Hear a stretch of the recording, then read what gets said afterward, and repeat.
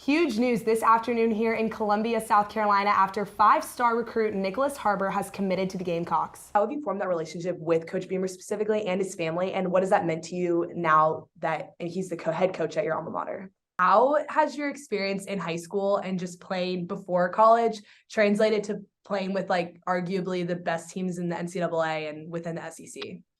In yesterday's post-practice press conference, head coach Shane Beamer was asked about the prominence of some of those battles looking at the future of the team.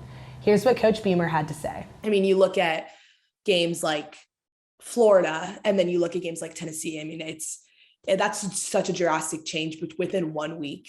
And I think, we obviously still have yet to see what Spencer Rattler is going to decide to, if he declares for the NFL draft or if he stays. I think if he stayed one more year, he could potentially improve on that consistency.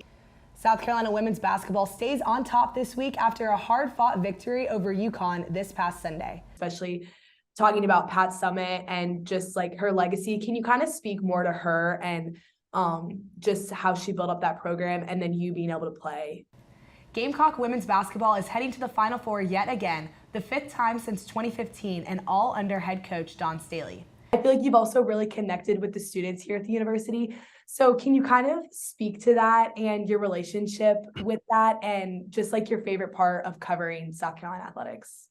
Last year they fell to Kentucky in the SEC championship, but then went on to win the national championship. I mean, we'll see what happens this year, especially after an undefeated regular season. What grew your love for sports and wanting to go into sports media specifically?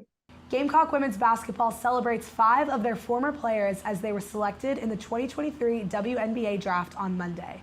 What advice do you have for us trying to get into the sports industry? And then if there's anything else you wanted to add. Right, and I mean, going to Augusta this weekend is really exciting, especially with the Masters coming up, so I'm excited to see how the Gamecocks do. Coastal Carolina women's basketball will also play the Dukes of JMU tomorrow at home at 6 p.m. Be sure to follow us on Twitter at SGTV Sports, and to keep up with all of our content, be sure to also visit us online at sgtvonline.com. For SGTV News 4 Sports, I'm Colleen Schultes.